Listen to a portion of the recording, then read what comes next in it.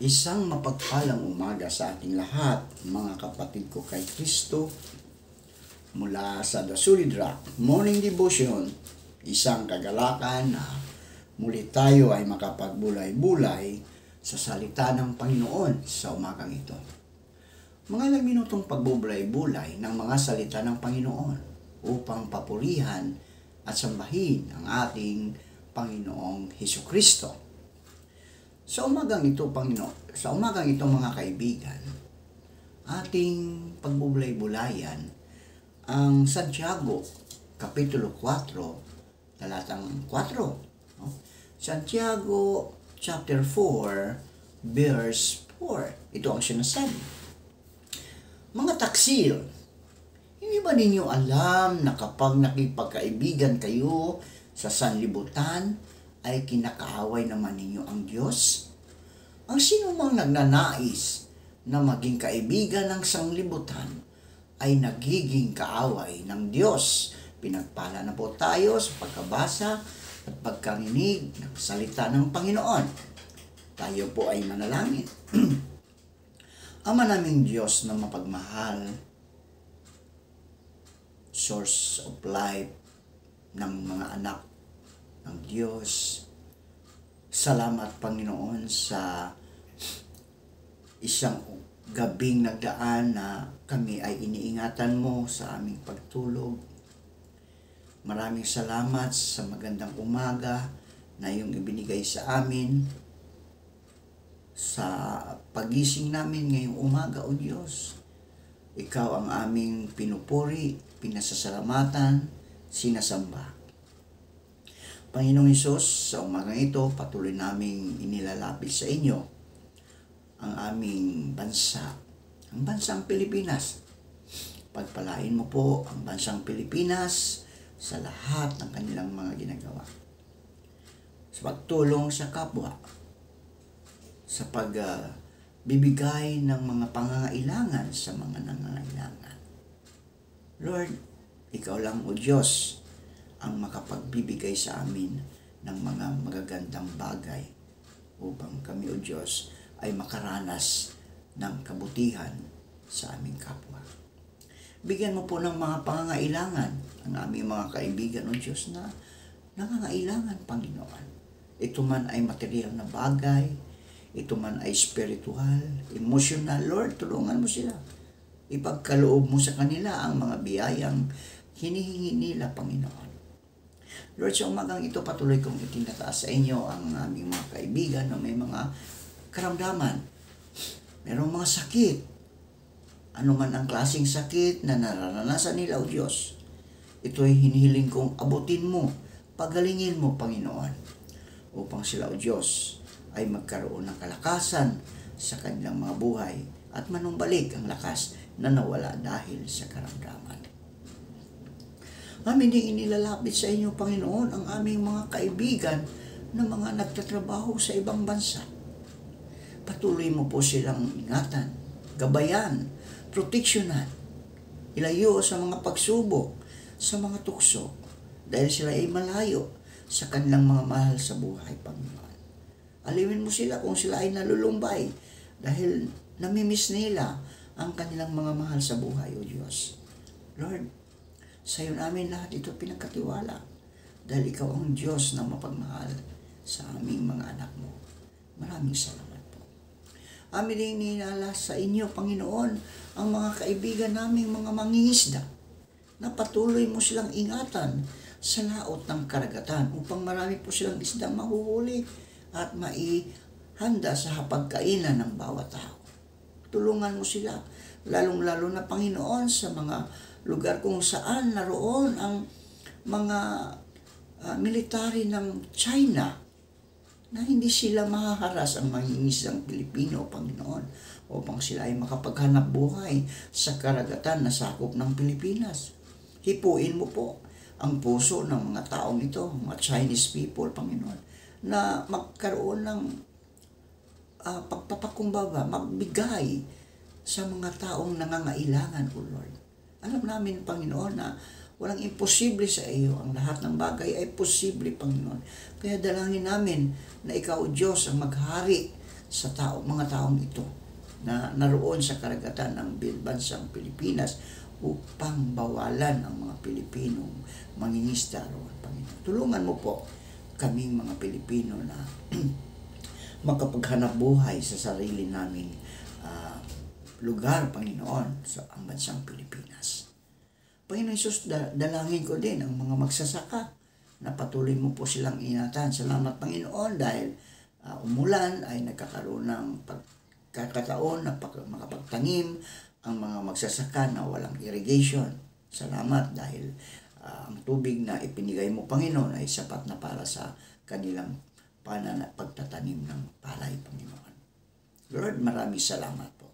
Dalangin ko rin, O Diyos, ang mga kaibigan naming mga papasok na sa trabaho ngayong araw na ito. Ingatan mo sila sa daan. Ilayo mo sila sa kapahamakan. Puspusin mo sila ng iyong banal na espiritu upang sila, O Diyos, ay makarating ng matiwasay sa kanilang mga trabaho. Lalong-lalo, Panginoon, kung ang trabaho nila ay mga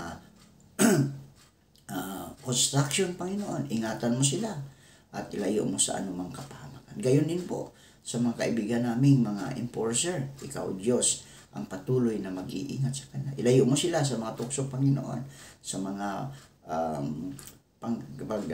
ilayo mo sila sa mga tukso na nakakasira sa kanilang trabaho, Panginoon, tulad ng panghihingi, Panginoon, ng mga drivers, Panginoon. Lord, tulungan mo sila at patuloy mo po silang bigyan ng kalakasan sa araw-araw. Lord, maraming salamat po. At dalangin ko rin, O Diyos, ang mga kaibigan namin naghahanap ng trabaho. Naway makasumpong sila ng trabaho sa tulong ng iyong banal na Espiritu Santo upang sila ay magkaroon ng hanap buhay. Maraming salamat, O Diyos, sa mga kasagutan sa aming mga panalangin. Sa pangalan ni Jesucristo na aming Diyos at tagapagligtas. Amen. Amen. Ang buhay, mga kaibigan, dito sa mundo, ibabaw, ay panandalian lamang.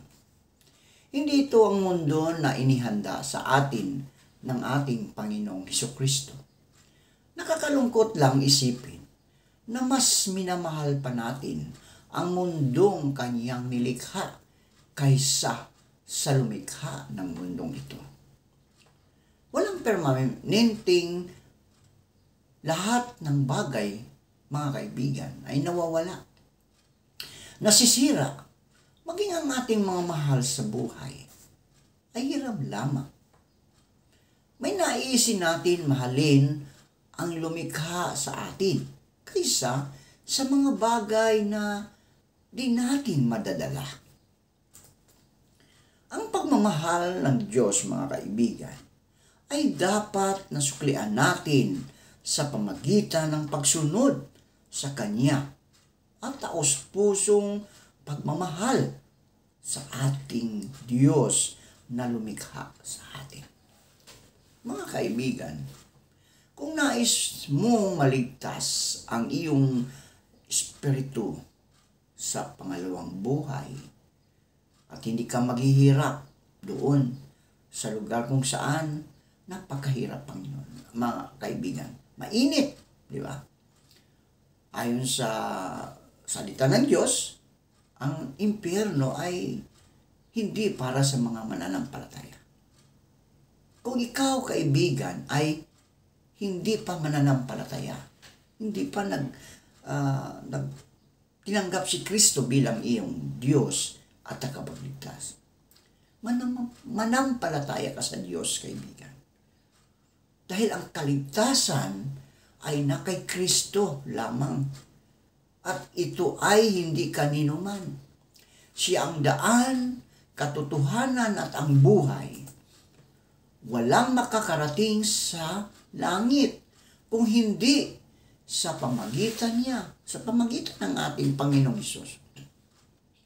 Manampalataya tayo, mga kaibigan, dahil sa Kanya lang ang kaligtasan.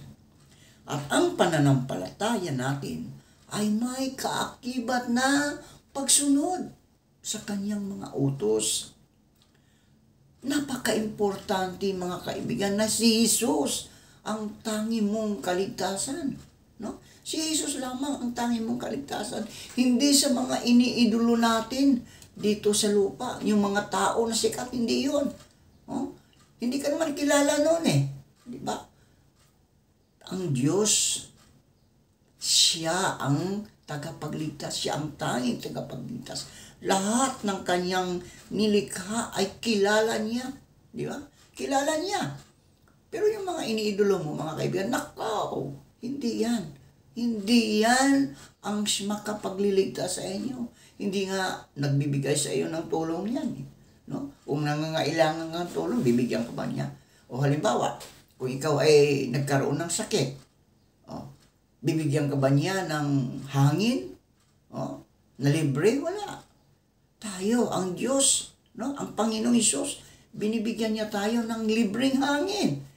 Kung ikaw ay nagkasakit at pumunta ka ng hospital, di ba? Magkano ang hangin sa hospital? Napakamahal. So, mga kaibigan, para tayo maligtas, magtiwala at mananampalataya tayo sa ating Diyos na siyang nag-iisang Diyos, tagapagligtas, manggagamot, anumang klaseng karamdaman na ating nararamdaman. Ito man ay cancer, ito man ay diabetes, ito man ay sa loob ng ating katawan, Panginoon. Mga kaibigan, ito'y kaya niyang pagalingin. Kaya niyang pagalingin. Basta magtiwala ka sa Kanya. Wala nang ibang pagtitiwalaan. Ang Diyos lang. Kung ang doktor ay hindi kayang makapagpagaling ng mga karamdaman, ang Panginoong Hesus, ang siyang magpapagaling sa iyo. Ang gawin mo lang, mga kaibigan, magtiwala ka sa Kanya at manampalataya ka na si Jesucristo namatay, nabuhay doon sa krus ng Kalbaryo. At sa 3 araw, nabuhay siya at umakyat doon sa langit at umupo sa kanang trono ng kanyang Ama, si Jesucristo. Kaya mga kaibigan, ang salita lamang niya, ang salita lamang ng Diyos, ang ating pananampalatayanan at sundin upang tayo ay maligtas at di mapapahamak. Ang pananampalataya natin sa kanyang mga salita ang siyang magtuturo sa atin sa tamang landas at sa kanya lang magmumula ang kaligtasan sa pamagitan ng paniniwala at pananampalataya at pagsunod noon ay ang pagsunod sa kanyang mga utos. Diba? So, kapag sinunod natin ang kanyang mga utos, mga kaibigan, at nanampalataya tayo, sigurado na meron tayong kapayapaan. Merong pag-ibig ang bawat isa. Wala pong gulo kung tayo ay may pag-ibig. May kapayapaan ang ating mundo. Walang gustong mang-aagaw sa ating karagatan kung ang lahat ng tao ay may pag-ibig. Diba? May kapayapaan. Kaya sana, mga kaibigan, sundin natin ang utos ng Diyos. Magtiwala tayo sa Diyos. Manampalataya tayo sa Kanya dahil siya lamang ang nag-iisang Diyos na siyang tanging tagapagligtas sa ating mga buhay. Tayo po ay manalangin. Marami pong salamat, Panginoon, sa mga salitang aming napagbubulay-bulayan ngayong umaga. Nawa ito'y magiging guide namin, O Diyos, sa aming buhay dito sa mundong aming ginagalawan upang magkaroon kami ng kapayapaan dito sa mundong ito, Panginoon.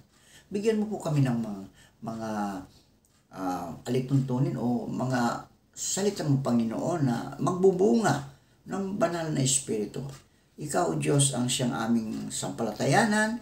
Tanggapin ka namin bilang aming Diyos at tagapagligtas. At iyon, Panginoon, susunod na ang aming buhay na lalakad na ayon sa iyong kalooban. Panginoong Hesus, dalangin ko sa umagang ito na ang lahat ng nakikinig sa iyong mga salita, ingatan mo sila, O Diyos. Ilayo mo sila sa anumang kapahamakan. Anuman ang kanilang mga ginagawa, O Diyos, ingatan mo sila. Pagpalain mo sila. Anuman ang mga pangangailangan na, ibigay mo, Panginoon.